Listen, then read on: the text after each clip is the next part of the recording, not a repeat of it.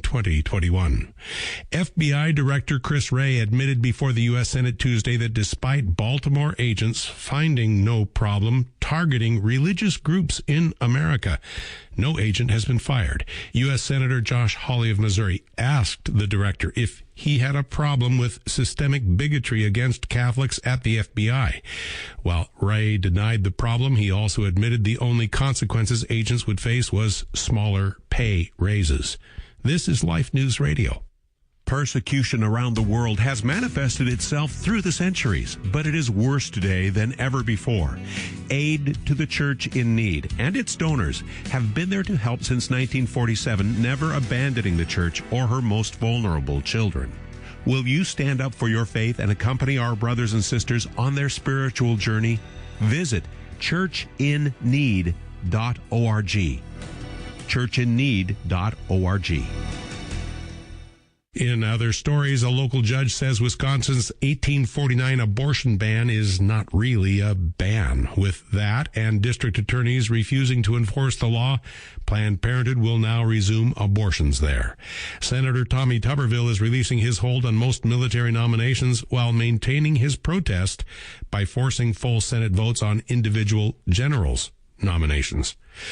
And a city leader in San Diego is dropping plans to shut down pro-life pregnancy support centers. For pro-life headlines delivered to your email address daily, sign up at livenews.com. This has been Life News Radio. The Station of the Cross Catholic Media Network presents Saints and Seasons. On December 7th, we celebrate the feast of St. Ambrose, Bishop, Confessor, and Doctor of the Church. Ambrose was born around the year of our Lord 340, the son of a Roman prefect in what is now modern Germany. Once, when he was still an infant, a swarm of bees hovered around his lips, foretelling his eloquent preaching and his patronage of bees and beekeepers. While yet unbaptized, serving as a Roman official, Ambrose calmed a dispute over the succession of the See of Milan, charming the entire crowd with his speech. A child called out, "Ambrose, Bishop," and instantly the whole congregation took up the cry. Though Ambrose protested, the emperor approved of the people's choice, and over the course of 1 week, Ambrose received the sacraments and each stage of holy orders, culminating in his consecration as Bishop of Milan on December 7th. As bishop, Ambrose defended the faith to the point of chastising emperors and other officials for their crimes, barring them from communion until they did public penance. He wrote prodigiously on the faith, composed and encouraged the use of liturgical hymns, and his countless converts included St. Augustine, whom Ambrose treated almost like his own son. The honey-tongued doctor, as he was known, died on April 4th, 397. Also celebrated on this day are St. Agatho, St. Farah, St. Charles Garnier, and many other martyrs, confessors, and holy virgins. For more about the saints and seasons of the Catholic Church, visit thestationofthecross.com/saints and seasons. Ask a Priest Live, weekdays at 6 p.m. Eastern on the Station of the Cross. We'll bring you a different priest each weekday where you can participate in a live Q&A on the topics that matter. To get your question in for Father, call 1-877-511-5483 while the show is live. Email us anytime at priests@thestationofthecross.com or visit our show page at thestationofthecross.com/askapriest. Joe McLean here, host of A Catholic Take, heard on the Station of the Cross each weekday morning at 7 a.m. Eastern. A bold synthesis of information and inspiration, keeping you up to date on the news and issues that you may have missed from a courageous Catholic perspective. That's A Catholic Take, weekday morning, 7 a.m. right here on the Station of the Cross and the free iCatholic Radio mobile app. Download it today. God love you.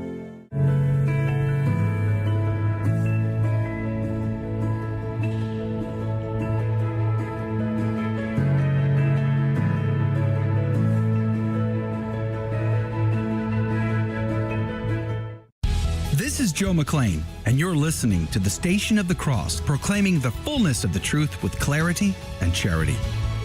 Heard around the world on your Android and Apple mobile devices. Go into the world and tell every man that you meet, there is a man on the cross. A Catholic Take. What you need to know right now. a bold synthesis of inspiration and information. Keeping you up to date on the news and issues from a courageous Catholic perspective. A Catholic Take with Joe McLean starts now. Praise be to Jesus Christ. Welcome back to A Catholic Take, a bold synthesis of information and inspiration. I'm your host, Joe McLean, and it's great to be on with you. Guadalupe and the Flower World Prophecy. It's a brand new book out of Sophia Institute Press, and we're going to have a conversation about this. How heaven prepared many millennia before, not many, but, before it all happened, before Our Lady showed up in 1531, she prepared for those people to have an opportunity at a conversion, and they converted big time, 9 to 10 million within a decade. It's a huge deal. And the big question is, why she loved those people so much that she went through so much effort to bring them home. Why? For what purpose? What's the end game there? I want to ask those questions, and that's coming up today with Joseph and Monique Gonzalez at 30 past the hour. Brent Haynes is supposed to be on, our good friend, the freedom fighter, Catholic attorney, is going to be on to weigh in on the FBI's breach of religious freedom report that came out this week. That continues to be in the headline news. McCarthy is retiring now that he's no longer Speaker of the House. But did you know 82 years ago today, Pearl Harbor was attacked, and did you know that the fighter pilot for the Japanese forces who led the attack was Mitsuo Fuchida? He and the 146 pilots who worked for him attacked and killed some 2,400 Americans 82 years ago today. But did you know that the response to that was the Doolittle raid? And on the Doolittle raid, Jacob DeShaver was one of the pilots on that, or one of the airmen in the Doolittle raid, and he was taken captive. He was held for 40 months. And through his witness, he converted Mitsuo Fuchida, who led the raid on the Pearl Harbor attack, December the 7th, 1941. He converted Mitsuo Fuchida, who would go on to spend the rest of his life as a Christian and evangelizing. Kind of an interesting story. Maybe we can get into more of that in the details, but I'll put a link to it in the show notes for you at thestationofthecross.com/ACT. Remember to pray for the repose of the souls that were lost on that day 82 years ago. But let's pray. Let's begin. We have a lot to get to today. In the name of the Father, the Son, and the Holy Ghost. Amen. Remember, O most gracious Virgin Mary, that never was it known that anyone who fled to thy protection, implored thy help, or sought thine intercession was left unaided. Inspired by this confidence, I fly unto thee, O Virgin of Virgins, my mother. To thee do I come, before thee I stand sinful and sorrowful. O Mother of the Word incarnate, despise not my petitions, but in thy mercy hear and answer me. Amen. In the name of the Father, the Son, and the Holy Ghost. And now your saint of the day. Saint Ambrose, pray for us. Ambrose was born around the year 340. The son of a Roman prefect in what is now modern Germany. On one occasion, when he was still just an infant, a swarm of bees surrounded him, touching his lips, before disappearing up towards heaven, foretelling the saint's great eloquence and resulting in his patronage of bees and beekeepers. While serving as a Roman official, the unbaptized catechumen Ambrose calmed a dispute over the succession of the See of Milan.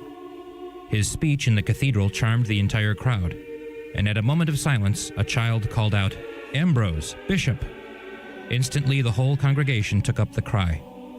Though Ambrose protested, the emperor approved of the people's choice, and over the course of 1 week, Ambrose received the sacraments and each stage of holy orders, culminating in his consecration as Bishop of Milan on December 7th, which is now maintained as his feast day.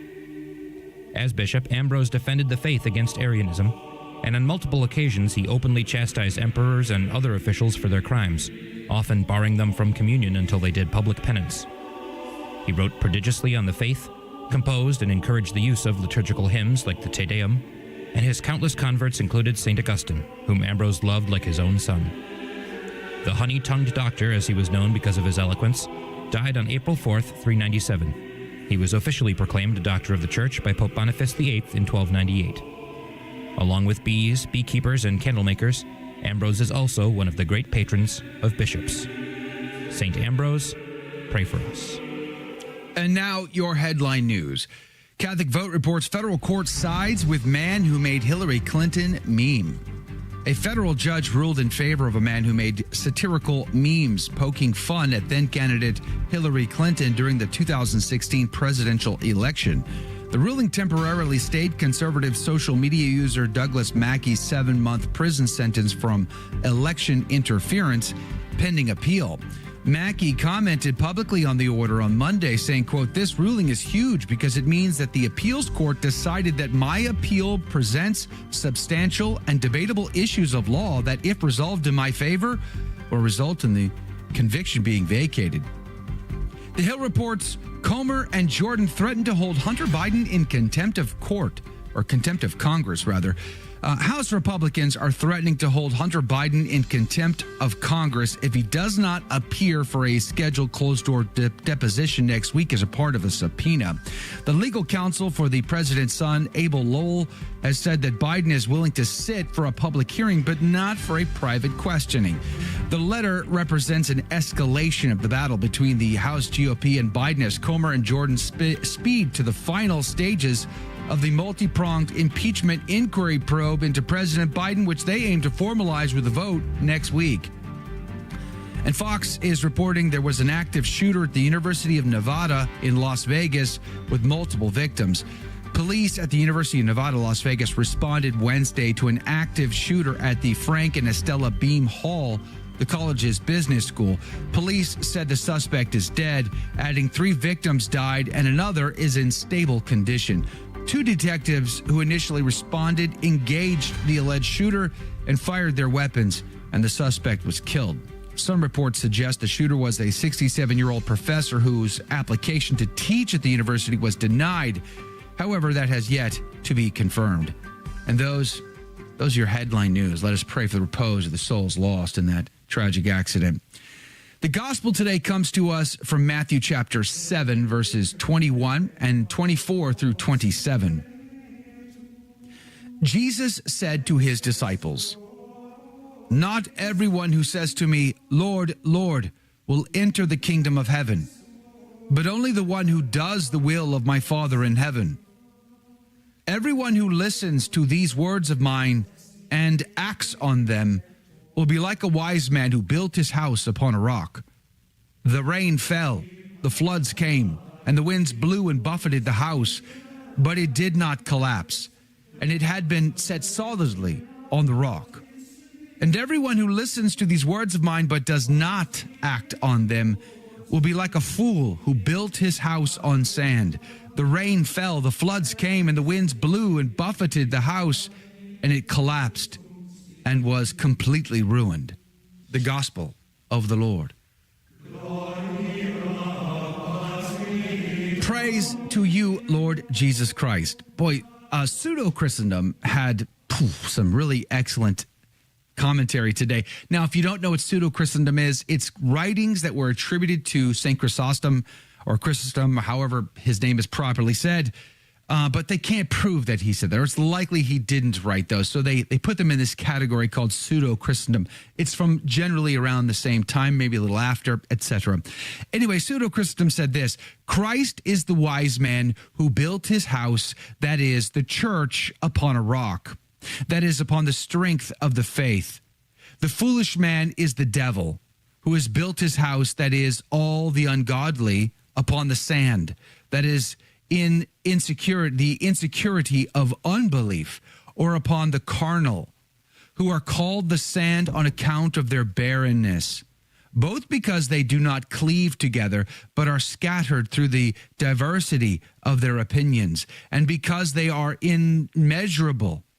The rain is the doctrine that waters a man. The clouds are those from which the rain falls.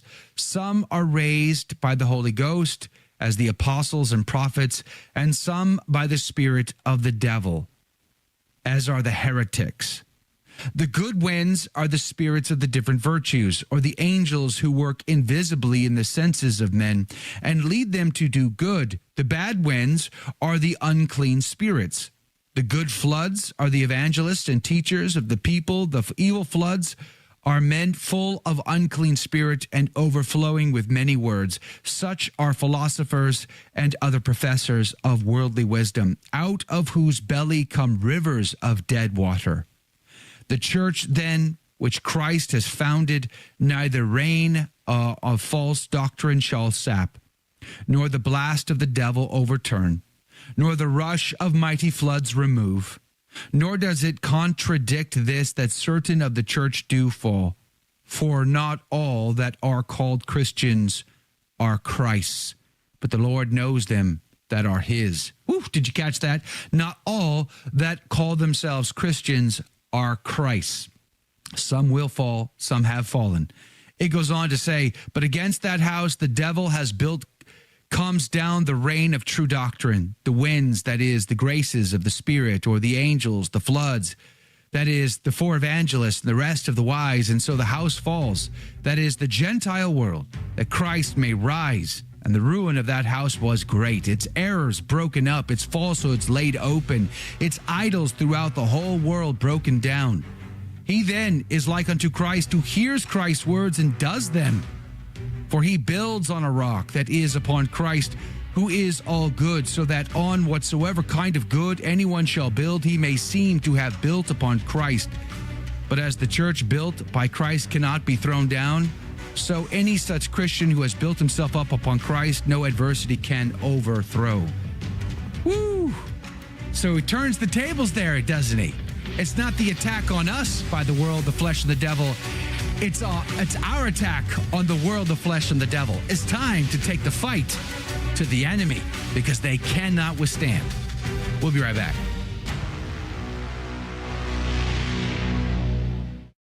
Download the app to take our programming with you wherever you go. Hear what listeners are saying about the regularly updated iCatholic Radio app. The programs on iCatholic Radio are uplifting, educational, and have served to deepen my faith as a Catholic. Thank you for this amazing station. Download the free iCatholic Radio app in your Android or Apple store today. If you already have the app, please consider giving us a 5-star review or telling a friend about it. The Station of the Cross has many ways to keep you informed about our programming. You can view the highlights of our primetime programming schedule or the full 24/7 programming grid at both thestationofthecross.com or the free iCatholic Radio app. Just search under the Programming tab.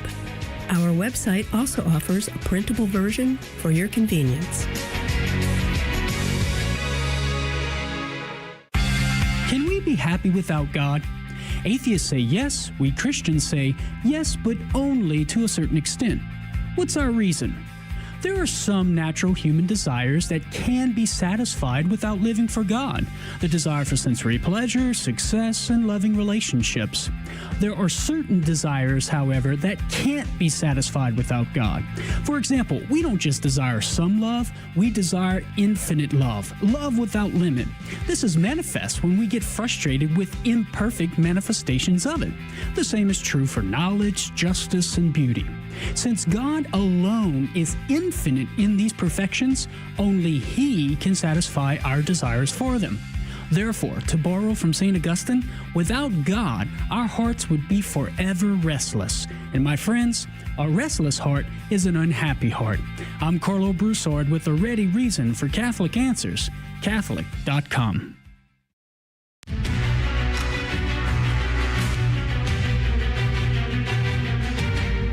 Praise be to Jesus Christ. Welcome back to A Catholic Take, a bold synthesis of information and inspiration. I'm your host, Joe McClain, and it's great to be on with you. Coming up at 30 past the hour, Joseph and Monique Gonzalez are going to be on the program to talk about their new book from Sophia Institute Press, Guadalupe and the Flower Mound Prophecy, how these people were prepared for conversion a millennia or two before Our Lady even appeared there in 1531. It is a fantastic resource. I would encourage you to pick it up, but we're going to have that conversation. Why 9 to 10 million within a decade? That never happened anywhere else on planet Earth, as far as I know. So there must be something big in store for these people for the end of time. And I want to ask that question at 30 past. Do join us if you can. There are lots of stories in the news, of course, that are of great concern to me, and I'm sure they are to you as well.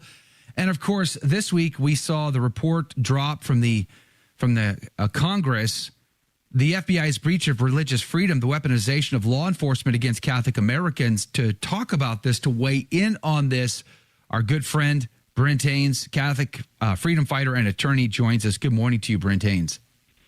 Good morning, Joe. Good morning, everyone. Praise be to God. Glad you're on the team today. I know you had a really long night, so we're going to hopefully pray that you get some rest after this. But this is still a big story. In fact, I saw an article. I'm going to link to it in the show notes. I saw an article over at Newsmax. FBI sees Catholics as potential terrorists. And this was an opinion piece from Bill Donahue.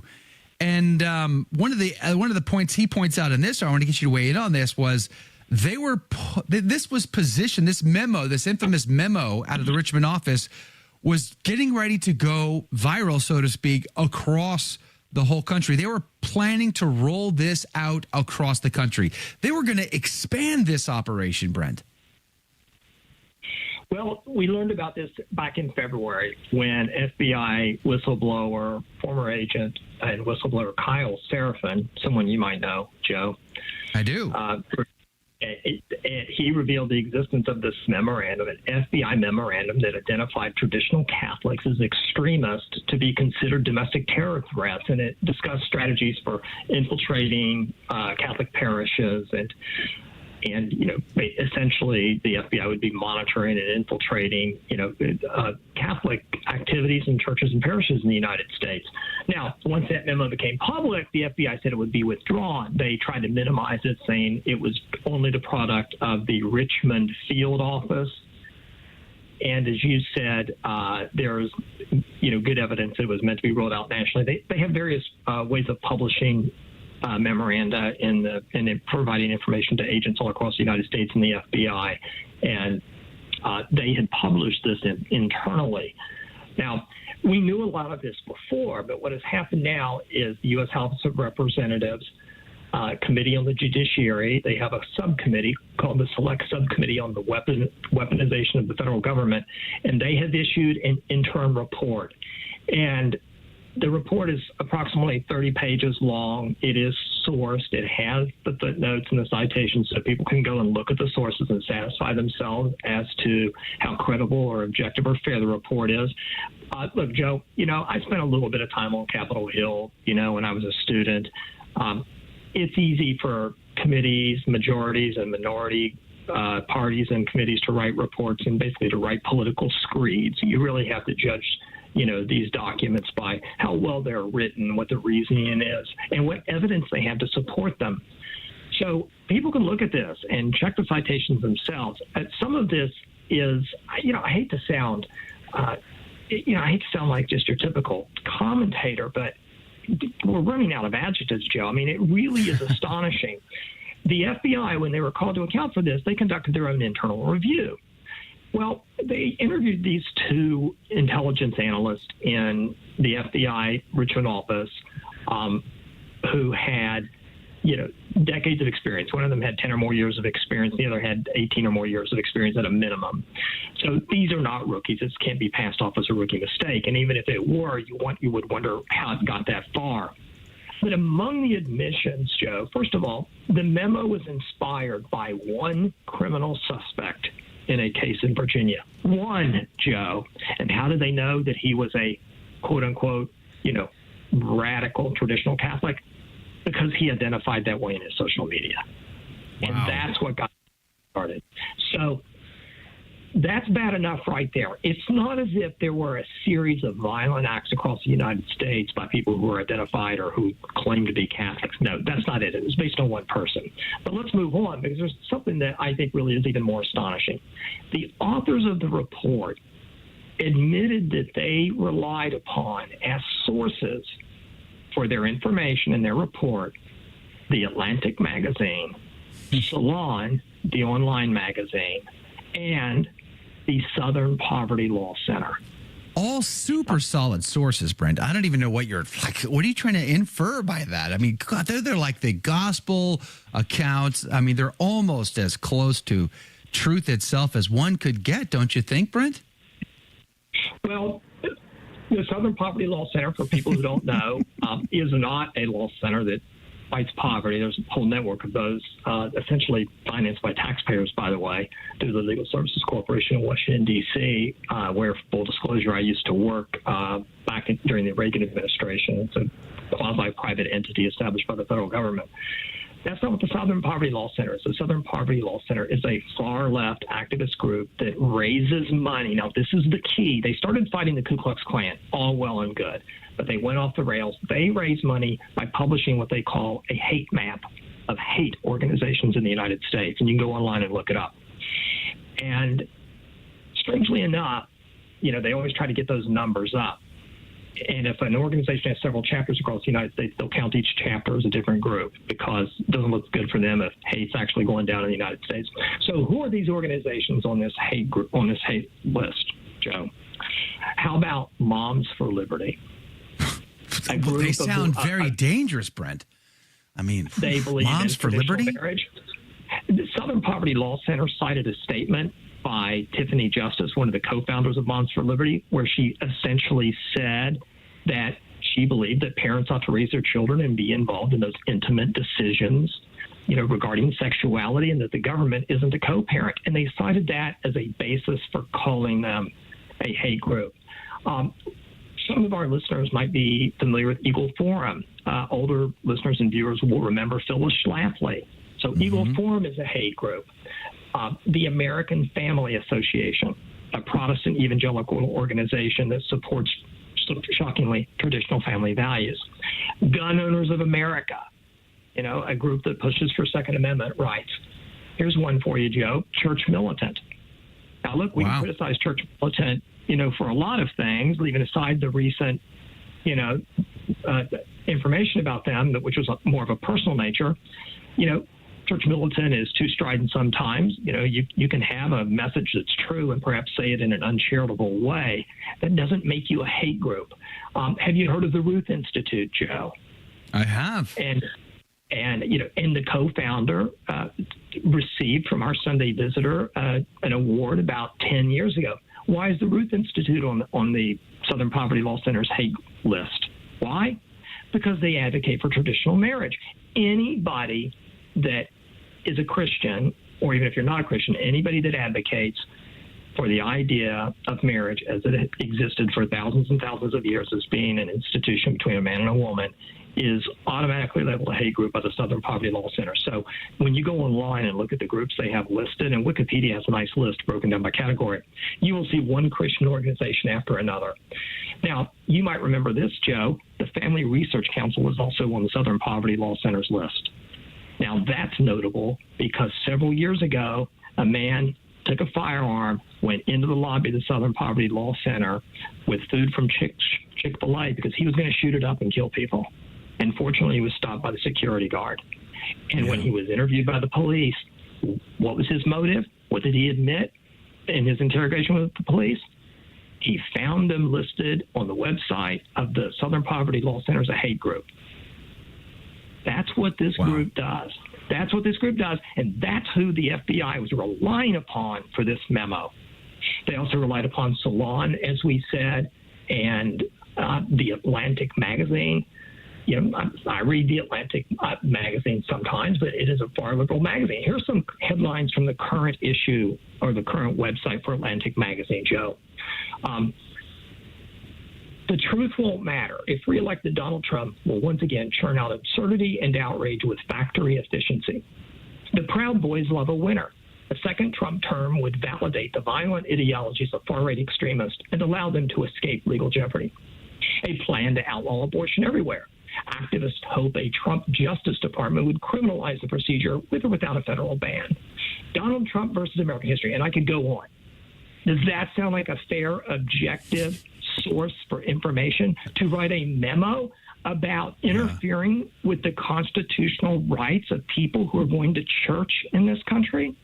Fair and balanced is what it sounds like there, Brent. I mean, I don't understand what you're complaining about. These seem like rock-solid sources for the Federal Bureau of Investigation to be referencing in their pursuit of traditional Catholics, which they hope to roll out across the country. Then they deny in committee hearings that they, it's not that bad. It's no big deal. It's a couple of people. And to top it all off, nobody's getting fired over any of this. There's zero retribution on any of it. No justice whatsoever. You're stealing my thunder there, Joe. That was a point I was going to close with. But while we're talking about the sources and the quality of this, let's talk about the review process. there essentially was no review process. There was no peer review process. They had a few people in the office look at it. To describe it briefly, the memo explains it in detail. They cite people. The House subcommittee interviewed the special agent in charge of the Richmond field office. He admitted that he had not read the entire memo. He had only skimmed parts of it, and he only skimmed parts of it to show that he was engaged with the intelligence division. He was part of keeping his people motivated and encouraged. No, he didn't look at it and go, hey, wait a minute. I'm pretty sure there's something in the First Amendment about religious freedom. Maybe we ought to be careful. Let's see what our lawyer thinks. And while we're on that topic, Joe, their top lawyer in the FBI field office in Richmond, called the Chief Division Counsel, he read the memo, and what did he do, Joe? What did he do? Did he say, wait, we need to proceed cautiously? We're talking about investigating people based, on their religion or related to their religion. There's a constitutional right. We should be careful. Did he express any concern about infringing on the constitutional right to the free exercise of religion? No. Did he warn the FBI agents, if you're going to do this, you need to be very careful about how you proceed? People have a constitutional right to religious freedom? No, none of that. And that's the FBI's top lawyer. And then, as you said, this got published internally, is the phrase I used earlier. And as you said, they were rolling it out nationwide. They'd contacted the Portland office and the Los Angeles office. They looked around the country to try to find some other cases. In the Portland office, they found one case, and the suspect was already dead. So there was no uprising out there. Let's not forget the story from last week, Brent. Let's not forget that story from last week about the FBI raiding the house because a 15-year-old boy posted pictures in a private chat group filled with FBI agents coaxing him to post pictures in this chat group. So, and then they raided him, took him to court, and it was a hot mess. All the charges have been since dropped, but nonetheless, the damage is done. That's what we're dealing with there. So, yeah, upside down world. Brent Haynes, get some rest. God bless you. We appreciate your insight into this story. God love you, Brent. Thanks again for being on with us today. Thank you. Coming up after the break, more breaking news and stories, and then Guadalupe and the Flower World Prophecy. It's going to be a great conversation. Joseph and Monique Gonzalez are going to be on the team. All that and more is headed your way. Don't go anywhere. We'll be right back.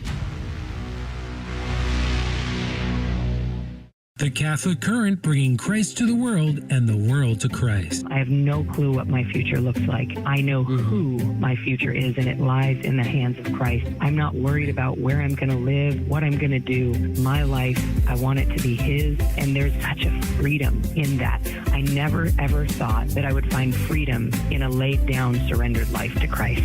The Catholic Current, 5 p.m. Eastern, from the Station of the Cross and on the iCatholic Radio mobile app. The Station of the Cross began broadcasting in Buffalo, New York in 1999. Since then, our listening areas have multiplied and expanded into several states. While our mission is to grow the Catholic faith through radio and other media outlets, our apostolate is supportive of but independent from your local diocese. Through your generosity, we are able to inspire countless listeners with the gospel and help lead them to a parish to be spiritually nourished by the sacraments.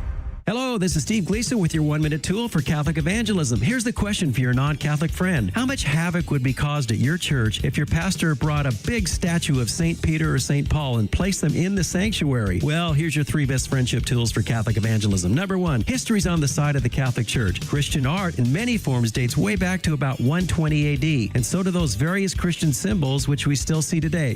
A dove, a fish, a lamb. Why are those okay? Secondly, the Bible, Exodus, Numbers, and Ezekiel. All these books show God telling Moses, David, or Ezekiel to carve out images of angels that were used in worship. And thirdly, a tough comeback, especially for my guy friends. Does Cooperstown, Canton, or Cleveland mean anything to you? Yep, the Hall of Fame location's filled with statues, jerseys, bats, and balls. Memorabilia is a $37 billion industry, but you say, don't bring a statue into my church. Well, how many of you guys have admired one of those bronze statues of an athlete? I'd rather stare at St. Peter's, Paul, and Mary in my church, and I'm not talking about the old folk band.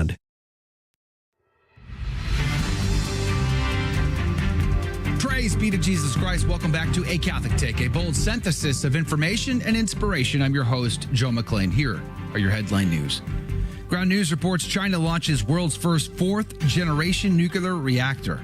China has started commercial operations at the Shidouan nuclear reactor, a fourth-generation plant designed to improve efficiency, safety, and environmental impact. The high-temperature gas-cooled reactor uses a modular design and can produce heat, power, and hydrogen. China aims to increase its nuclear power capacity and reduce reliance on coal. LifeSite News is reporting CBC announces 600 worker layoff despite massive government subsidies.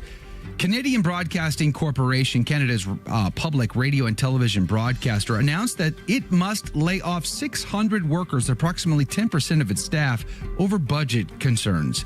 The CBC's announcement comes just weeks after Prime Minister Justin Trudeau's government announced increased payouts for legacy media outlets ahead of the 2025 election. The subsidies are expected to cost taxpayers $129 million over the next 5 years. And the Pillar reports Archbishop orders future priests to take a liturgy oath. Pope Francis has accepted the resignation of Archbishop Andrews Thashath of the Apostolic Administrator of the Archeparchy of Ernakulam-Anagamali. Archbishop Thashath has held the position since July of 2022 and made little headway in his quest to introduce the new uniform liturgy in the Archeparchy. And thus, he's required them to take an oath. Yikes, those are your headline news. Hey, good morning to everybody on iCatholic Radio today. Praise be to God. Soon, hopefully, very, very soon, we're going to roll out. I mean, we're really heating up now. I know I've been saying this now for months, but on the app, the iCatholic Radio app, you're going to get iCatholic Plus, iCatholic Radio Plus, which is premium content. We're going to launch it with the release of our brand new documentary film called The Secret of the Saints in the End Times. That's coming very, very soon, hopefully in the next week. So if you haven't done so already, join the iCatholic Radio team in your iOS or Android app store. It's free. Just search for iCatholic Radio. We'd love to have you on board.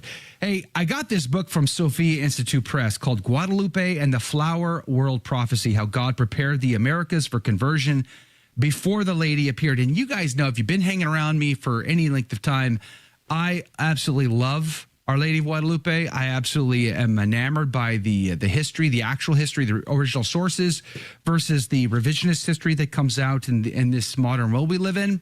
And my theory is, you guys have heard this before, my theory is, I believe Our Lady of Guadalupe plays a pivotal role in the end times.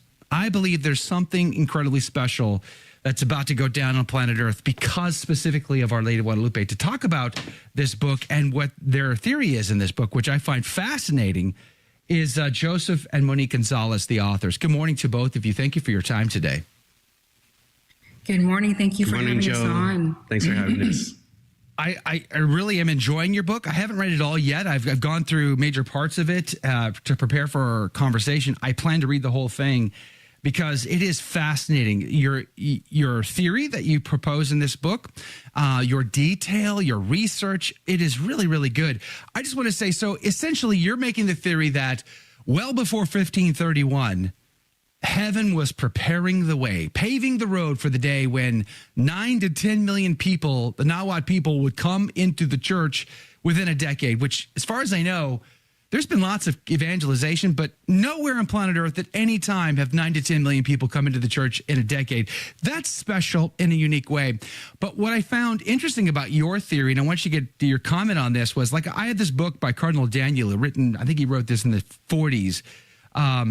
He proposes a similar theory of preparing these pagan peoples, planting seeds, preparing for their evangelization. Warren Carroll, in his first volume of his work on Christendom, also seems to hint on this. St. Paul in Athens, quoting a pagan poet to them, basically is indicating the same idea, that heaven has great plans and the devil may use it for evil, but boy, does heaven use it for good.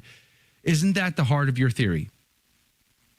Absolutely. The concept was coined by Eusebius back in the 3rd century, called preparatio evangelica, which means evangelical preparation, which is accepted Catholic doctrine.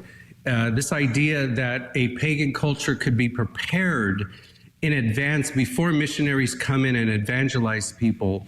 A pagan culture has been around for a long time, and we cite several examples in China, Korea, where certain concepts were implanted, and later on they were fulfilled. And once the gospel message reaches those cultures, it makes a connection, and we call it a bridge of understanding, where a pagan concept is able to cross over into a Christian concept, and it leads pagan cultures. So, we bring that up in chapter 2, and we say, well, if it's happened all over the world, why couldn't it happen in Mesoamerica? In order to set the reader up for the rest of the book, where we go into our hypothesis. There's so much that could be discussed here. We could spend, I would say, hours going through some of this stuff. It is so good. But let me just get you to give us like the elevator pitch on the flower world. What was these Nawa peoples, how did they see this universe? How did they see religion? How did they philosophically, theologically, what does this flower world represent? Okay, well, the elevator pitch would be, everybody knows about the miraculous image on the tilma. Everybody knows about the millions of conversions, as you mentioned, and most people know about the story behind it, the narrative, which is when Saint Juan Diego met the Virgin Mary. Most people know that. We call that the tip of the iceberg, okay? But below the surface of the water, we're saying that there's essentially 3,000 years of preparation that started. Of course, this event occurred in 1531 AD. We say that in 1500 BC, that in what's called the Middle Formative Olmec period, the Olmec civilization was really the cradle of the civilization for the Americas, that God was already planting concepts and ideas. So beneath the surface of what is known about Guadalupe and the Tilma and everything else are two major concepts, flower world and Nawa philosophy. Briefly, Monique will explain what flower world is. So flower world, just to take people into this and how it's connected with Our Lady of Guadalupe, is that even from the very beginning of the Guadalupe narrative, Juan Diego himself identifies this place. And we find it in the very first couple of phrases that he uses. First, as he's traveling down southwards, he's 14 miles north of Mexico City, and he's traveling down to participate in the sacraments. As he's walking by the hill of Tepeyac, he finds himself swept into this paradisal realm where it's just everything's radiating with light. There's these intense colors that he's never seen before. Everything smells amazing, and everything's singing. The flowers are singing. The earth is singing. And upon hearing all of this and being in this place, he says, "Am I worthy of what I hear?" It's the very first thing he says, which is an unusual thing to say, and we'll talk a little bit more about that. But then the second thing he says is, could I be in the place my ancestors spoke of, the flower world paradise in Xochitlalpan and Tonacatlalpan in the land of heaven? So the moment he does this, he's tying himself to this ancient indigenous belief system in a floral sorrel paradisal realm that's interdimensional. Sorry, I know. I'm glad you tried it, not me. I found this utterly fascinating. Can I just kind of cut to the chase just a little? I want to interject just to kind of, because I think this is so critical and fascinating to me. It blows my mind. So Juan Diego, according to your theory, he basically says these things that to him have great significance, to the Nawa people have great significance, but to us 21st century Americans mean almost nothing. Like, you know what I mean? Like, there's so much level more detail underneath. And what her response is to him, Our Lady's response to him, is equally depth. It has such depth to the Nawa people versus to us, it almost means it's very little. That is significant because if he's recognizing what's in front of him, the Garden of Eden is when I was going through, I'm like, this is the Garden of Eden. Yes. They understood that. Us knuckleheads, we're lost here, but Juan Diego recognized the Garden of Eden. Would you say that's fair? Absolutely. See, so many of these things are glossed over in the story. We're saying that when Juan Diego says, could I be in the place our ancestors spoke of? What is he referring to? And he says it in his native Nahuatl language. He names it in Xochitlalpan, in Tonacatlalpan, which roughly translates into the flower world paradise. But as we explain in the book, that phrase is loaded with meaning. It means actually the source of all creativity, all beauty, all creation. It's essentially kind of like Plato's idea where the ideal forms are. But so not only that, I gotta ask. So he says he's not. Am I worthy to hear this? Am I worthy to see this? Am I worthy to be here? So in your book, you describe how it seemed like the vast majority of the Nahua people were not worthy to enter the flower world. Only the nobles, only the deserved people, and the God of near and far would make people worthy. But one of my questions is, if they weren't worthy to enter the flower world, where did they think they would end up when they died? Did they believe that most of them would end up in hell, for instance, or their version of hell, or some sort of purgatory? Or what was their belief in that if they didn't believe they were worthy to enter the flower world? Yeah. So basically, there was a defined system called Mishlan, an underworld. So the majority of the people were believed to have gone to that location after they died.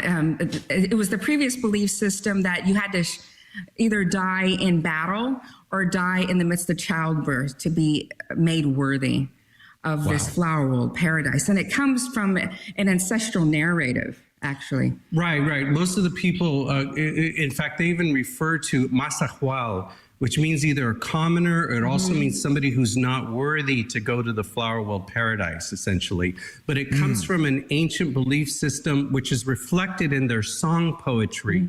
And just quickly, the song poems talk about wanting to gather flowers in your tilma in order so that you can present them to the lords and princes. But only certain people could go to this flower world paradise, a place that Juan Diego refers to. So the thing is that it essentially what the song poem is, in summary, is that the singer wants to go to this flowery world.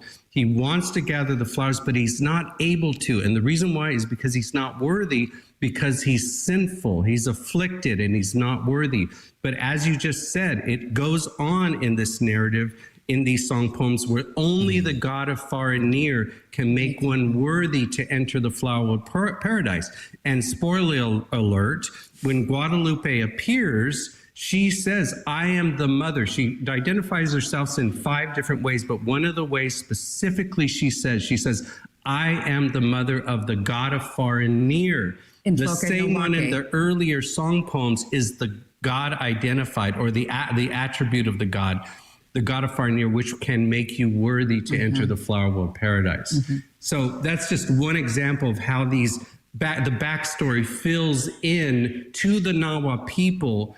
They would have known what this would have meant, and this is what we provided in the book. I love this on so many levels. I've often said this about interpreting sacred scripture. When we look at the New Testament, we will often look at it from a 21st century Westerner's perspective, and we lose the detail. And, I'm the most critical person on planet Earth about the song, Mary, Did You Know? And my answer is yes, absolutely. She knew, because she knew the prophecies like the back of her hand. And she knew when, like at the foot of the cross, when our Lord says, Eloi, Eloi, lama sabachthani, she knows what that means. She knows the full passage of Psalm 22, not just the first verse, the first line. She knows the entire progress of Psalm 22 like the back of her hand. She had to memorize when we have to go look it up every time. So similarly to that, the things that were said, communicated to the apostles in that first century, had deeper, greater meaning. Similar, Our Lady is communicating something deeper and greater. And for the first time, thanks to your book, I think I now have a better understanding of why exactly 9 to 10 million people rushed to become Catholics, to be baptized, to put off their pagan cult worship and to be put on the new Christ. I mean, it blows my mind just to contemplate what you guys have done in this book. And more is coming up after this break. That music means we have to go to a quick break. Joseph and Monique Gonzalez are here to talk about Guadalupe and the Flower World Prophecy by Sophia Institute Press. We're going to put a link to it in the show notes, but more is coming up right after this break. Don't go anywhere. Catholic Take. We'll be right back.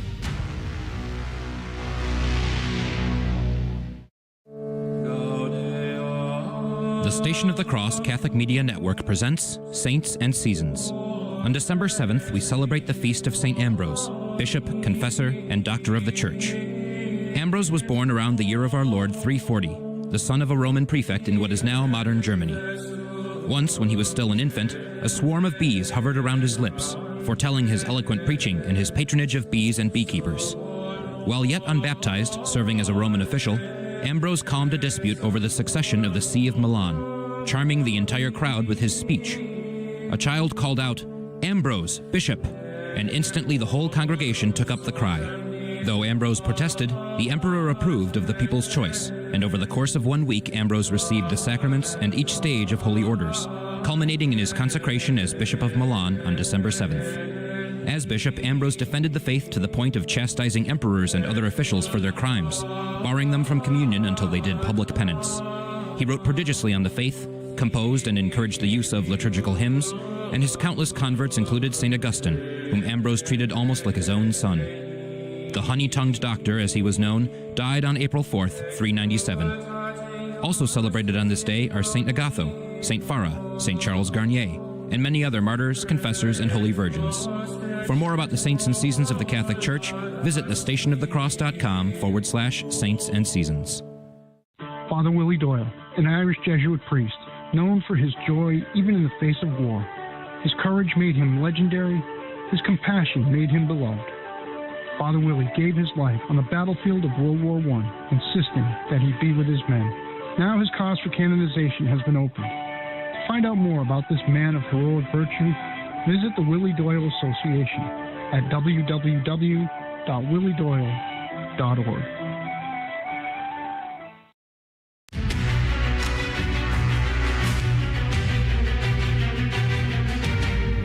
Praise be to Jesus Christ. Welcome back to A Catholic Take, a bold synthesis of information and inspiration. I'm your host, Joe McClain. So good to be on with you. We're having a conversation with Joseph and Monique Gonzalez about their book, Guadalupe and the Flower World Prophecy, how God prepared the Americas for conversion before the Lady appeared. You got to get the book because there's no possibility you can get all the details in conversations like this. And there's so much in here that will help you better understand some things. But we'll continue our conversation in the after show at the top of the hour. We say goodbye to the radio. We stay on the live video feed. You can go to thestationofthecross.com/ACT to catch the live video feed there. And you can also click the links underneath it to be able to go to those platforms and chat directly with us. And the Don's already asking me to ask questions about Pachamama, so I'll have to do that. I don't know if I'll get to it before the after show, but we'll get to it nonetheless. So join us if you can in the after show. All right, so one of the most fascinating things that, again, blew my mind about your book, the theories that you are putting together for this, and really it's a defense of the authenticity and the reality of Our Lady of Guadalupe against a modern world that rejects anything like the sort. Okay, so the world the Nawa people is, heaven is the flower world, but only a privileged few can ever go there. And these flower wars that they have, which led to hundreds of thousands of human sacrifices, that we could get in. I'll get into more of that on December the 12th, I assure you.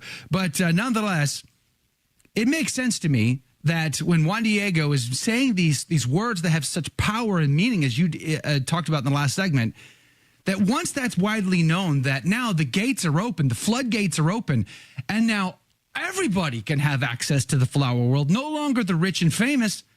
They came in droves. They came in a hurry. Nowhere in the history of the planet has 9 to 10 million people converted so fast. Am I mistaken in that? Absolutely. It's considered the greatest Christian conversion event in the history of the world. Entire history. And what we're trying to explain is that there were so many conceptual ideas, the flower world paradise, the fact that Juan Diego, as a masahual, as a commoner, found himself in this flowery paradise, and even himself says, "Am I worthy of what I hear?" Even he was surprised that he entered this flowery paradise not as a rich and famous person, as you said, but there's so many other connections that we haven't even gotten into the symbolism of the flowers. Right, the flowers, I skipped over all that. I mean, there's a whole other thing to that. Flowers, to cut to the chase, were a connection between earthly beauty and heavenly beauty. but more than that, ultimate truth, ultimate divinity. So when the singer is trying to gather the flowers in his tilma, he's trying to gather or to make real ultimate truth and to possess it. But not only that, he wants to gather in his tilma and he wants to show it to people. So to cut to the chase there, Juan Diego, when he finds the flowers, he's actually gathering the truth of ultimate truth, ultimate divinity. And this is how it would be interpreted. That would how it would have been interpreted. Of course, he would have also, as a baptized Christian, known that truth is Jesus Christ. Mm-hmm. So we say Jesus is the flower of truth. And he's the one who made Juan Diego worthy of being able to obtain those flowers in his tilma, which is what did not happen in the previous ancient song poems. So it acts as a part one and a part two. Ancient song poems and then Guadalupe narrative. I skipped over all that part because I was worried about the time, and there's just so many amazing things about the story. Let's spend one more moment here on these ancient poems. So that's what led you on your journey, was your discovery of these ancient flower poems, these flower world poems that basically told the story of Our Lady of Guadalupe well before Our Lady of Guadalupe appeared. Yes. Absolutely. I mean, it's undeniable that there's a connection between the flower song poems. Not only does it say specifically the flower world paradise the exact same way that Juan Diego says it, but also the description, even down to the species of birds, are the same mentioned in the earlier flower song poems that Juan Diego is described in the Guadalupe narrative. So it's undeniable that there's a connection. Unfortunately for myself, when I discovered these back in the early 1990s, because I'm a composer and I wanted to set these Aztec song poems to music, all that I found on the secular side was that obviously the connection is some Spaniard used these earlier song poems and made it up, and to use it as source material for a fabricated Guadalupe story. That's the only line that they could come up with. Of course, when I met Monique, she had a different take on it, and we decided to get to the bottom of it. Yes. It couldn't have been fabricated. It seemed as if it was evangelical preparation, and that was the beginning of our hypothesis. So we're going to run out of time quickly here on the radio side of things. We'll continue the conversation in the after show more casually, but let me just say this.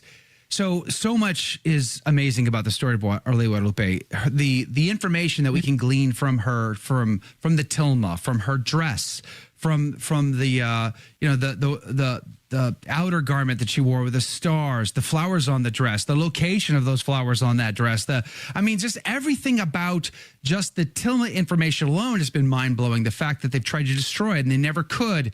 And then, of course, you bring another layer, a deeper, more profound layer to this, which again led to the 9 to 10 million people that is documented and confirmed that they came into the church within a decade, never to have happened anywhere else.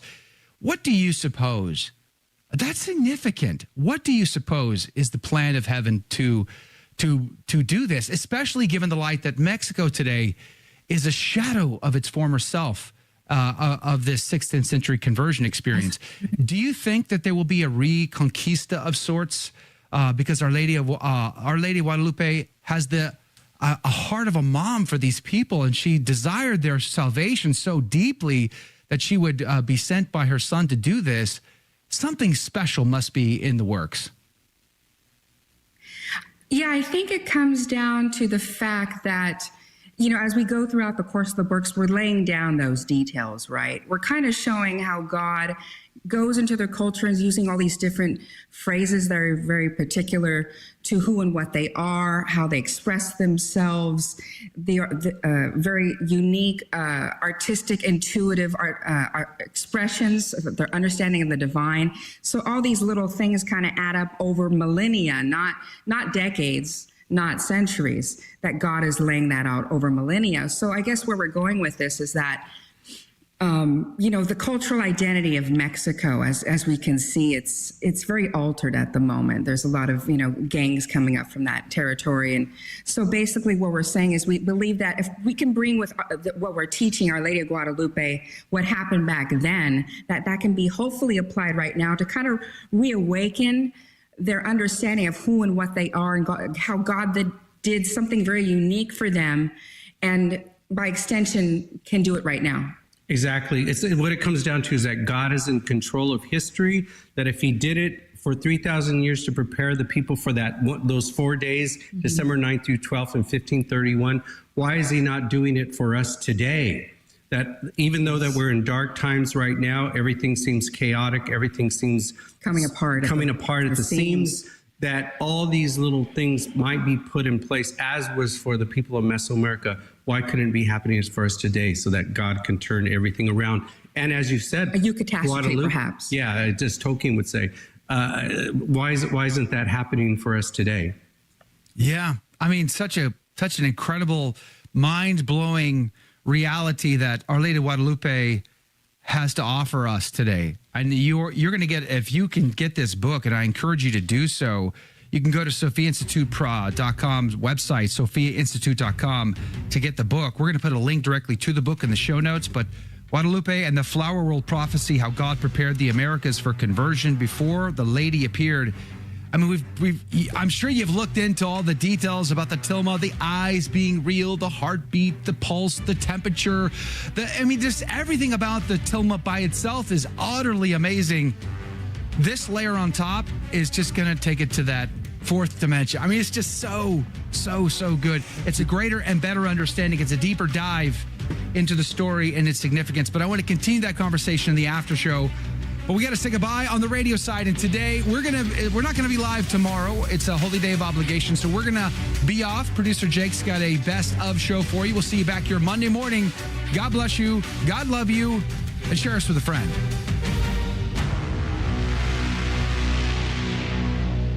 So what did you think of today's show? Let's discuss that right now in the after show. Your take on the after take. Comment, interact live with me and the team. All you need to do is search for one of our live video feeds on Facebook, YouTube, Rumble, Twitter, LinkedIn, and elsewhere. Simply search for the Station of the Cross, Joe McClain, or A Catholic Take. I'm looking forward to seeing you and interacting with you directly. It all starts right now. It's the after show. And we are back. Welcome to the after show, everyone. Good morning, everybody. Praise be to God. I think Joseph and Monique are on with us still. Just so you guys know, we get way more casual because it's not on radio anymore. So it's okay. A little bit more loose. So no, you don't have to worry about anything. But I'm gonna just welcome and greet some of our loyal insiders that are hanging out with us every single day. Praise be to God. Mike K said, "This is fascinating. I know these poems from the Mexican progressive rock band, I believe." Oh, wow. That's interesting. Oh, really? Yeah. Wow. Let's see here. Who is this? This is Yvonne. Yvonne's got her copy already. She posted a picture of her copy of the book. All right. Go Yvonne. Yeah, praise God. Paul, good morning to you. Kathleen, good morning to you. Cindy K, good morning to you guys. Thanks for getting out. Yvonne and Eileen and Anna and Damon. Oh, it's snowing somewhere. Good thing it's not in Texas. Oh, God. Sharon. Damon, good morning to you. Thanks for hanging out with us today. Praise be to God. T Storm, good morning. Alberto from the UK. Kevin Phillips, good morning to you. Thanks for hanging out with us. Sean and Judith and Merlin, praise be to God. Pete Santos, Ginger, Yvonne, Alberto, Frank, good morning to you guys. Thanks for hanging out with us today. Let's see here. Who else? Aetna Murphy is in the house. Deborah, good morning to you. Judith, good morning to you. KW is here. The Don is here. He's got questions. Don. Yeah. Ginger, good morning to you. Let's see here. Angel Knight's in the house. Praise be to God. Let's see here. Lynn Pine is here. Junior Barra. Jane, good morning to you. Patty, good morning to you. Thank you guys for being here. If you guys have questions, let us know in the comments. Make sure to tag producer Jake or myself so I can try to see them. Again, active faith. Jesus' life and Mary is dead. Oh, okay. So let's see. What did Jesus say in John chapter 8? God is the God of the living, not the dead. I mean, you can be a Pharisaical all you wish, but I'm pretty sure your team loses in the end. So you may want to rethink that process. God is the God of the living, not the dead. And just like he can take Enoch and Elijah, he could take Our Lady too, body, blood, soul, or body and soul into heaven if that is God's holy will, and I think He's proven that over the years. Let's see here. There's always every once in a while there's always a Protestant in the group that wants to like throw wrenches. Gloria Patri, welcome and good morning to you. Thanks for hanging out. My book just arrived. Can't wait to start it. All right, cool. Let us know if you guys have read it. Let us know if you have a copy of it. Let us know. Now, let me ask you this, because there was so much that I wanted to focus on during the radio side that we have more time now to talk about. But like, I was very fascinated by the fact that like you're composers, you're musicians, you're singers. Like your world is in the music business for television and film. But like you did this is like a scholarly work. I mean, was that process difficult for you? I mean, it must have fascinated you so much. It must have occupied space in your mind so much that you could not resist but put the effort in. Oh gosh, we were obsessed. We call it our wonderful obsession. We called it our wonderful obsession. Monique and I met in 2009. She saw the poem. She was puzzled and actually disturbed by it, especially by what the secular scholars said. And we vowed then, and we weren't even married yet, but we said, we got married in 2012, but we said, we're going to, any downtime that we have, we got to go to the original source, historical sources. And dig things out. And dig things out and get to the bottom of this. And I mean, we went to Mesoamerican conferences. We actually met a lot of the scholars that are really kind of the stars in this area. And we spent a lot of time figuring out original sources, which took forever, just because they're difficult to find. Oh, yeah, many of them are difficult to find. Let's follow up on that one right after. If you finish saying what you're saying, original sources. I don't want to forget original sources. I want to talk about that. Go ahead. Sure. I mean, but essentially, I had to call my agent, my composer agent, up and say, don't call me until we finish this book, and nuked it. Essentially, nuked my composer career. No. Yeah, it had to be the done. calls stopped, and I lost many of my clients that I used to work with.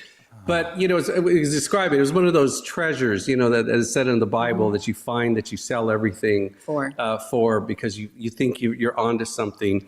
And we thought that we were onto something. And of course, the Don, who's in the chat, he helped us so much, and he encouraged us and said, "No, you really are onto something. You really have to dedicate and you have to finish this. You have to finish it." He helped us even us financially, and he kicked our literally behinds Glory to be the to finish God. line. He did. That's so awesome. And we got it done. And in terms of the scholarly aspect, we just wanted to do it right. We knew that this hypothesis was so out there. Could be very controversial for different parties. So we knew we had to cover our bases, cross our T's, dot our I's, and make sure we left no stone unturned, because we knew what we could potentially be hit with. So we had to go as far as we did. Yeah. Amen. Hey, KP Jack 06, good morning to you. Thanks for hanging out with us today. Says, Our Lady of Guadalupe is the screensaver on my phone and sun visor on my car. I love her. Yay and amen. Joanne Reyes, good morning to you. Says, can't wait to get the book. Yeah, amen. I think you're going to enjoy it. There's a lot of, I love history, so this is right up my alley, but there's a lot of great information about really trying to wrap your head around the world, because Joseph and Monique, one of the things I rant about, the audience will tell you, if you read the comments, I'm sure somebody will say this, but like I beat this thing like a dead horse. I will often refer to original sources when and where possible. And on this story, on the conquest of the Aztec Empire in particular, I like to reference Bernal Diaz's work because he was on all three expeditions of the Spaniards, and he, like a soldier, he just kind of gives you like the bare details. He doesn't really elaborate a lot. He doesn't embellish. He actually criticizes other contemporary works for their embellishments. He doesn't believe Hernan Cortez was a saint, and yet he does show us that Hernan Cortez, for all of his faults and foibles, you can say the guy clearly had a heart to save these people from their worship of the devil himself, which is, I think, fascinating, because I think you guys get into this in the book, and that is, so there's this prefigurement, there's this laying the foundation, paving the way towards the day that heaven could come and rescue these people. And then there's the hijacking of this world through the devil and the worship of Satan and demons. and how they did their idols and their human sacrifices, which Bernal Diaz describes to great detail in his work. Are you familiar? You must be familiar with Bernal Diaz's work. What is your opinion of his work? I'm very appreciative of the amount of work that he put into it. It can get gory, but it was a gory time. It was a gory culture. So just kind of take it for what it is. I mean, he was actually there. There are very few people who were in the midst of that, who put their words to paper. So that we have it at all is an absolute treasure. So right. And then there's a little bit of backstory that we could provide to that. You know, he was a Dominican. And the thing is that there was a little bit of rivalry, quite a bit of rivalry between the Dominicans and the Franciscans at the time. Yes. The Franciscans arrived first.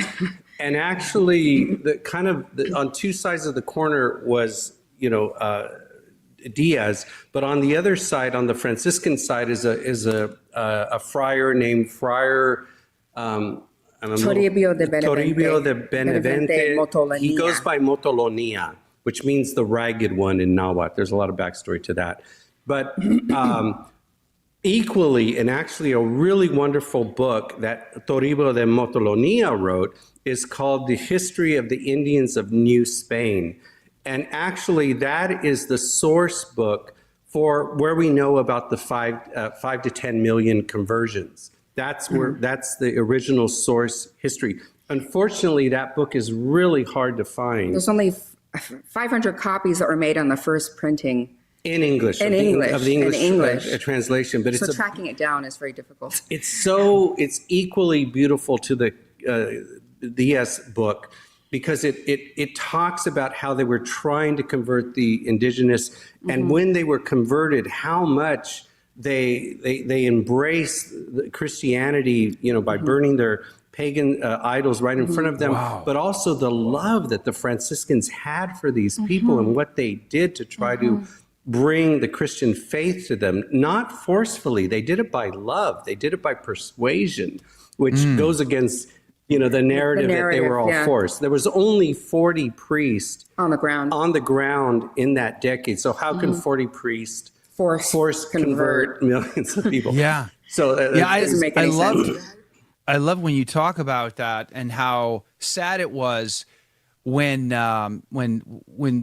we put a pause on their baptisms and people were desperate to be baptized and had to wait. Yeah. I mean, think about the confusion today. If someone comes to the church and says, I want to be baptized, I'm like, well, let's just see how this goes first. I mean, why don't you guys just pause that, hold up?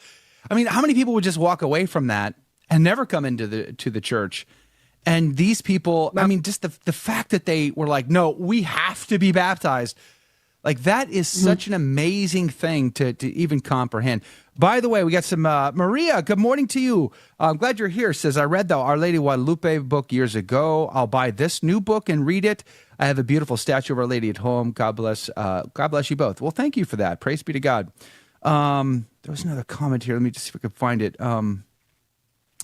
Frank says, my great-grandfather on my dad's side was Alvaro Velasco, composer in Pancho Villa Band. He composed Guadalupe hymn in Mexico. That's cool. That's awesome. Praise be to God.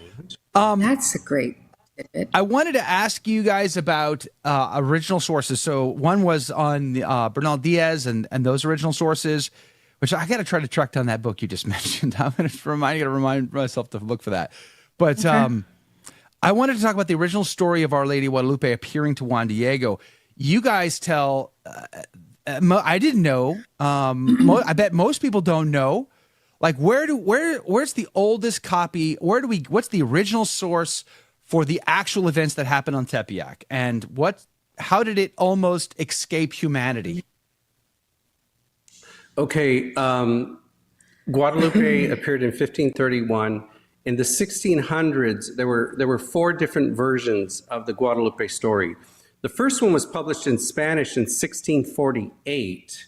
The one that is the popular one that everybody refers to, and the one that we take apart in our book, is one by Father Luis Lasso de la Vega in 1649. It's the only one in Nahuatl. Yeah, that's the only one in Nahuatl. Then there's another one in 1666 and another one in 1688. Now, what's interesting about the 1649 Nahuatl version is there's a fragment that was actually written. Some scholars think it was either written between 1548 and 1556. So now, very that close to the actual event. Correct. Exactly. That version is actually in the New York Public Library, and that's a long story how it ended up there. But anyway, that's kind of the original source. But the Nahuatl version that was published, but in 1649, and by the way, there was only about 250 published, and that was a small pamphlet. It's really great because it was in the time when we make the case and other people make the case that the story would have been oral history, that it would have been actually sung. It would have been turned into a flower song, as we talk about. And that's the way it would have spread, because that's the way they did things per tradition. Mm-hmm. Yeah. And corroborating it is this earlier fragment that matches the 1649 version word for word, Pretty much word for word, up to where it stops. Right. So it's just further confirmation that oral cultural history being memorized and spread around. Right, but by the time we get to the 1920s, in fact, there was only 2 remaining copies of the 1649 version, and somehow, well, of course, this was anti-Catholic. It was around the time, actually, that the bombing occurred of the Guadalupe Tilma. Same time, yes. Within a couple of years of that, those 2 remaining copies were lost. So a person... They had to piece it together. Yeah, they had to find all these different fragments of it, put it together, and then a gentleman named Primo Feliciano translated into Spanish. So it's fortuitous that we actually even have it, this narrative today. But that's true of the Cantares Mexicanos as well. Yeah, so many other documents. We could have they could have been lost to history at any time. Yeah, the original one says Judith is the Nika Moapoa, and that's the one that they really get into in the book, Judith, by the way. That's the one there that is referenced quite a bit. But I wanted to hear how it ended up in the New York. I want to hear that story. I find that utterly fascinating. How did that fragment, the oldest possible source, how did it end up in New York, in the New York Public Library? That's a fascinating story to me. Okay, so the way they believe it happened is there was, I'm going to give some hard Nahuatl names, by the name of Fernando de Alba Ixtlilxochitl. He was... No. Oh, okay. So Fernando Ramirez. Okay, so what happened was Antonio Valeriano, who was one of the governors of Mexico City at the time in the 1500s, he's credited with writing that first fragment that's at the New York Public Library, and he passed it down in his family. But the problem was it ended, a whole bunch of the earlier documents were kind of thrown into the basements of some of the initial colleges. And in the middle of the 1800s, and convents, in the middle of the 1800s is the Reforma period, is one of the first big blasts of sort of anti-Catholic sentiment. They tried seizing a lot of the properties from the Catholic Church. And there was an interesting gentleman by the name of Fernando Ramirez, who made it sort of his quest to try and gather all of these documents so they would not get destroyed under his own tutelage. And upon doing that, he started copying a lot of them, handwriting them with the help of a gentleman by the name of Chimalpopoca. And when everything started getting very incendiary, literally incendiary, he fled with the documents to Germany. Yeah, this would have been during the time of Cinco de Mayo. Everybody knows that. During the French occupation, Maximilian Carlota, who were executed. So a lot of the loyalists who were royalists actually had to flee for their lives. So this gentleman, Fernando Ramirez, had to flee to Bonn, Germany, and he took these documents with him. Well, anyway, his descendants, after he died, decided that they were going to sell all these historical documents. For whatever the reason. Yeah, well, they wanted to make money. They wanted to make money off of it. So they went to London, England. Yeah, so they took them to London. They were actually auctioned off in London. And you could see the catalog number of the collection. In fact, it was called Monumentos Guadalupanos, right? Anyway, a gentleman named, what is his name? The collection? Lennox from New York City bought a whole collection, bought a whole lot.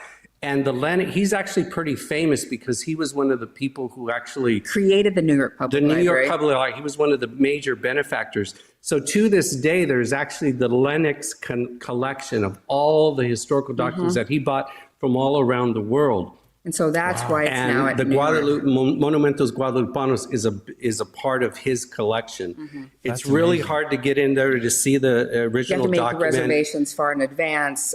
The gloves, everything. You have to have a PhD, and they have to vet you. We try to get in. Even a collaborator who actually has a PhD in early Spanish colonial literature. He couldn't get in. He couldn't get in. So it's really hard to see. Who do they let in? Yeah. Underwater basket You would weaving? think No so. problem. Come on in. I don't know. But you Do can they go only to let the- scholars to the in who are website. doubters? Maybe is there like a political bias there, whereas like they I don't if you're a know. doubter then you're welcome, but if you believe then you're not, kind of a thing. We could speculate that maybe because, I mean, he wrote out a whole thing because we thought if anybody could get in there, it would be our collaborator, Dr. Dr. Ezekiel Steer. And they said, nope, sorry, you can't come in. That is crazy. Judith asked the question, what does Nika Moapoa mean? What's the literal translation of that? Here it is told. It's the first few words of the document. Yeah, So Nikon. It's a common word where it is told. So which is fascinating. So in In other fact, words, Juan Diego the says title is taken from the first line, similar to how encyclicals correct. are taken from the first line. So I find that fascinating. That is correct. Before I forget, because I will forget, let's go to the Don's question. The Don was eager for me to ask you about how do you guys feel about the Pachamama or the Aztec, the Amazonian Synod, or say like the Aztec? It's not called the Aztec; it's called the Amazonian Mass. I don't know what the the proper term that the Vatican may be referring to. I don't remember, but I'm pretty sure people refer to it as the Amazonian Rite. Like, what is your take on all of that? And given all of your study, your history, your culture, like, how do you look at all of those events now that are happening in the church? I'm going to let Joseph lead on this. Yeah, okay. I think there's two broad titles. I'll try to be as... Yeah, it's really a big deal because we're going into the area of syncretism. The definition of that is where you blend two different religions to come up with a third religion where it has aspects of both. And there's been considered problematic in regards to Our Lady of Guadalupe, which we'll go into. Yeah, it's a big topic. In fact, most scholars actually give a name for they call it Mexican Catholicism, where that would actually be defined as syncretism, where it's a blending of Catholicism and pagan ideas. And we're not saying that Guadalupe is that, but that's what many secular scholars say. Right. It gets hijacked. So she gets that's when hijacked. She gets hijacked, and she has been hijacked, unfortunately, by not only the secular scholars, but also by a lot of the Protestants who are saying that Guadalupe is an Aztec pagan goddess. We go into detail in the book and we say it is not syncretism at all, and we give several reasons. Number one, in the account itself, she never refers to herself as an Aztec pagan goddess. She's always clearly saying, I am the mother of the one supreme God. There's no syncretism in the account itself. Number two, in our book, we're saying that pagan ideas were a bridge to lead people to the true Catholic faith. So getting to the Pachamama idea, unfortunately, what's happening is that it's blurring in people's minds. It's actually promoting this idea that you can blend things, that you can add, you can somehow retain pagan elements with Catholic elements, which is an impossibility. It has to be either one or the other, right? Right. Yes. And clearly what happened by the reaction of the indigenous when they were converting, they were forsaking their pagan idols. They were forsaking their properties, their slaves, their extra wives. They were doing everything possible to make themselves capable of living a Christian life and obtaining Christian baptism because they knew they had to give it up. And they actually seemed overly scrupulous because they were the priest would give them a penance and they say, no, give me more. I need to, I'm really need to be worthy nowhere of this. by any American Catholic ever. No, exactly. So that's nice and all, Father, but could I get some hair shirt action or something? I mean, like nobody ever asks for more, but It's Let that just sink in. like that. It's extreme. Yeah. Absolutely. So the thing is that number one, you don't want to blend religions to create syncretism. You don't want to stay and number in the two, pagan you don't way. want to go backwards. You don't want to go back to paganism. It's brutal. No, but it's brutal. It's tragic in the way that it circumvents the whole rescue operation. Like to put the plan in place millennia prior, 3 millennia prior to 1531, to begin to work towards their salvation that far in advance, only to say, well, let's just embrace this culture for what it is and sort of make it all fit. Like that's to hijack the operation itself, which is like not acceptable in any way, shape, or form. I was very critical of the Pachamama incident. I continue to be very critical of it. And when anybody says, well, that's Sister Our Lady of Amazon, I don't think Our Lady would allow herself, let alone her divine child, would allow his mother to be presented in an immodest way. So I don't think it passes the smell test just at that level, let alone bigger, more compelling arguments that could be made. But here's the thing I would like to get you to comment on, because it breaks my heart. So I was raised in Texas, grew up in San Antonio, so not far from the border. I'm used to the culture of the immigrant peoples coming from Mexico. The immigrants mostly coming today aren't from Mexico; they're from other countries and places and parts of the world. But what I guess what makes me sad about it all is similar to like my wife's Portuguese family. They're immigrants. They came to this country from the Azores. They came with their rosary beads, but that's just about it. They're culturally Catholic, but it's a sliver. It's a sliver of the reality of their Catholic faith. I see the same thing, but I almost say it's dare I say it's almost worse coming from Mexico right now. When I watch, like, there's a particular person, I won't say his name, but he is a former federale. He left before he was either executed or bribed. And now he's a consultant, and he's on news agencies and podcasts. And, he born and raised in Tijuana.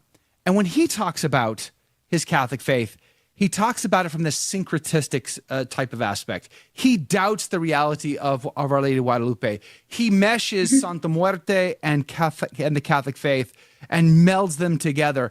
And I don't think he does so intentionally or with an evil intent. He does so because that's everybody in his whole world believes that. And so he's born and raised in this culture, and he thinks that this is normal and this is just the way it is, and those Catholics are crazy and this is the reality of it. Like, my heart breaks, because I would say if we could go back to Our Lady of Guadalupe and what she has done, the people coming over that border would convert the whole dang world. I mean, they would bring to us this evangelization that we desperately need and convert our culture. Instead, what happens, they don't convert our culture. Instead, they come across that border and they become just like the rest of us. We convert them and not the other way around, as I believe it's supposed to be intended. What would you say to that? Well, I'm going to set this up for Joseph, but I'm going to start by saying we hope that our book will help to provide a paradigm shift on who Mexican Americans or Mexicans believe they are, because I think, and Joseph, I've discussed this quite a bit, that what might be happening is, you have a lot of like the narcos who are believing that their identity is that of the Mexica God. So they're trying to retain their culture and think that by doing that, they're embracing, who and what they are. And we're kind of trying to hopefully stepping in and saying who the people of Mesoamerica are is something different, if you want to jump off from that.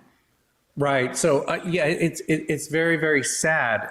The root of this misunderstanding is Guadalupe. The belief that Guadalupe is Tonantzin or some sort of pagan goddess. So we actually have to go to the root of the story, and that's where we go in our book. So if you could change that premise, then hopefully you could be able to change all the other errors that has happened over the centuries. It is very common, brujeria, witchcraft, curanderas, these supposed healers are very much part of the Mexican culture. And it, before this was an accepted thing. I'm Mexican American, and that was a common thing. Even my mom used to tell me stories about going to curanderas and things like that. Of course, she doesn't do that now, but it's very sad because, of course, it's like a Ouija board. Once you kind of open up that door, you can let in all sorts of evil. And I would just like to say to my brothers and sisters, Hispanics, don't open those doors. Don't go there. And you have to understand that Guadalupe is not an Aztec goddess. And the reason why that's so important, because if you believe that, then you're just one step away to believing in Santa Muerte or Holy Death, the skeleton of Guadalupe. It's a mockery. And that's where you eventually lead to. You lead to a demon worship. That's really what Santa Muerte is. So it has to be nipped in the bud. That's why these syncretistic ideas of Pachamama are so dangerous, because it opens the door. It really has to be, you have to be on one team or the other, and you have to embrace the true Catholic faith. And we could go into it. I mean, there's been a fight in the academic world really from about the 1920s and 1940s in Mexico, where they've been trying to twist this. And unfortunately, our Protestants friends are just making it worse, because they are promulgating this idea, these syncretistic ideas. So I don't know, somehow it needs to stop. But once we could comment. Yeah, just to say, to circle back to like the premise of our book, which is that there was a foundational story that was undergirding all this. And it was this idea of wanting to be worthy of a flower world paradise so that you can live with your creator forever.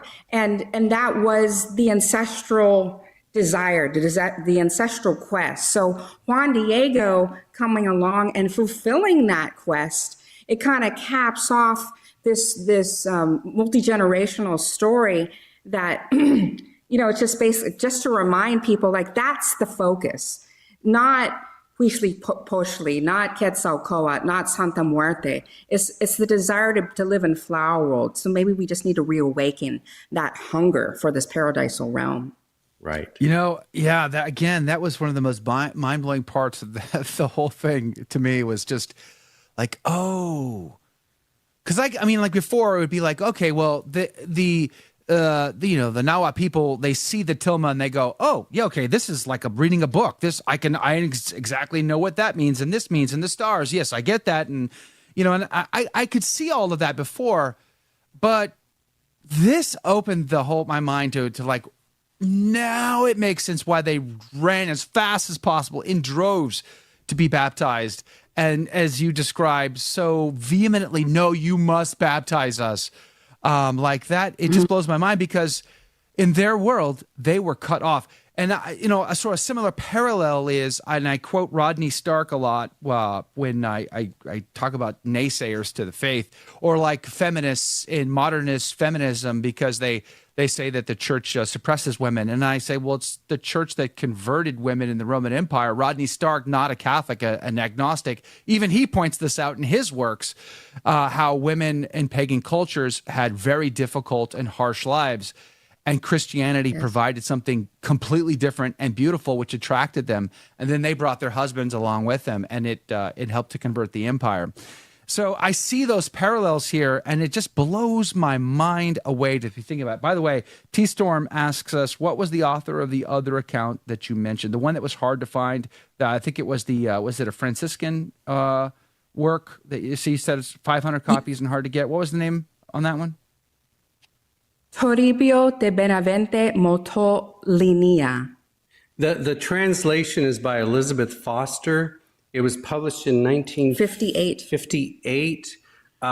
It's hard to find that. It should be. You can find it at universities. So actually, University of Austin does have one copy.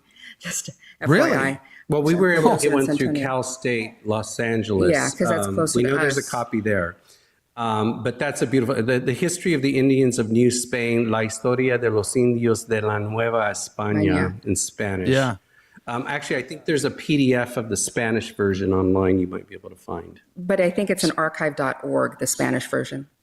How many, I know there's a general awareness, obviously there's a general awareness of Our Lady of Guadalupe in Mexico amongst Mexican peoples. Obviously they know of her and they have icons and imagery of her, but do they really know? Like how much do they really know about the story of Our Lady of Guadalupe? I mean, it's general, it's broad strokes, not everybody fits into that category, but just in general, what would you say is the level of knowledge and awareness of the actual events in the history of Our Lady of Guadalupe versus maybe cultural identity? We've lived in Mexico at different periods of time, and what we've encountered is that most people don't. Joseph can speak more to that. It's kind of, it's kind of relegated to the idea of myth and simplicity that actually, a lot of people unfortunately think of Guadalupe and the narrative and everything is like a fairy tale for children, low information, this and that. Of course, in our book, what we say is that, the Nahua people, the Mexica, the Aztecs, everybody else, they were highly sophisticated people. It doesn't make sense. They were highly artistic. They had mandatory education.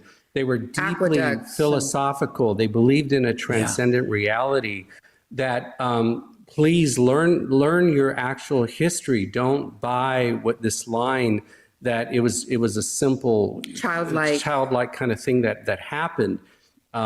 But we have several different stories, kind of anecdotal, where we were giving a lecture several years ago, and this woman who was from Mexico City stood up and she said, and she was in tears. She actually said that when I took some class, Latin American class, when I was young, that the teacher said, we're going to be going into the history of Guadalupe, but I got to let you know right now, if you actually believe that Guadalupe is real, you should probably just leave the class right now, because we're starting with the premise that Guadalupe was a hoax, it was a fabrication, and that's where we're going to go with this. And that was corroborated by other people in the audience at the same time, so it really hit us hard to realize that. And she was in tears. She said, I wish I would have had this information. I didn't have ammunition to fire back with him.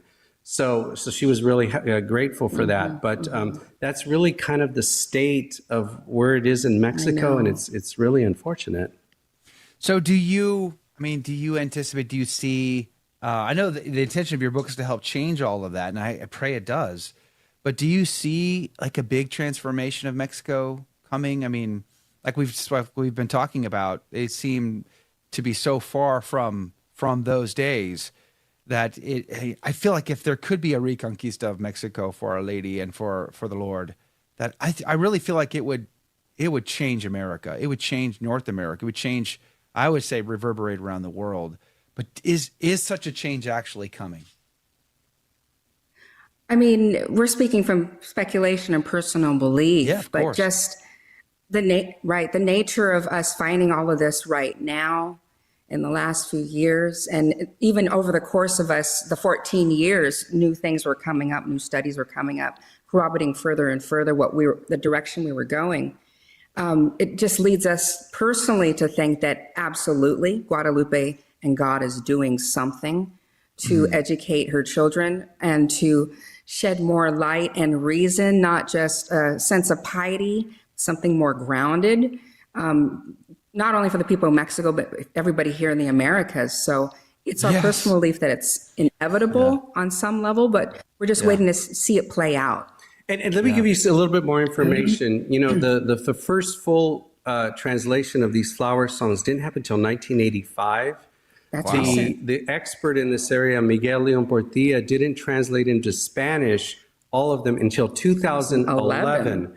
Now, as I said before, so many of these historical documents, the way they survived to our time is really a miracle. What's very interesting is that a book was just published in 2019, or was it? 2017. Called Flower Worlds. Oh, Flower Worlds was 2021, actually. 2021. And that's a really great book, Flower Worlds, where it outlines the whole, what we're talking about, Flower World. A priest from Mexico City, he got his doctorate at the Pontifical University. Tying the ancient song poems with the Nika Mapoa. Yeah, he essentially just did, at the same time we were doing it, he was doing the same thing in his doctoral thesis. In 2021. He was making the case that you really can't understand the Nika Mapoa or the Guadalupe account unless you know these flower song poems. He just published that 2 years ago. So we know somewhere in Mexico we have an ally because he comes to the same conclusion. So it's very interesting that this is all kind of bubbling on the top right now. Another quick point, they just discovered a shaft under the pyramid of the plumed serpent, which is in Teotihuacan outside of Mexico City. And it's corroborating these flower world hypothesis. That was just 2014 and 2016. Wow. So this is all new. They found a flower-shaped shaft underneath the pyramid of the plumed serpent, which corroborates the flower world hypothesis. So these are all new things in the last few decades. Bridget brings up an interesting question, since you guys are music people. How about the music on the tilma? So some people have taken the information from the tilma and found that it makes music. What have you guys listened to that, and what would be your opinion of it? Yeah, this is my area. I don't know.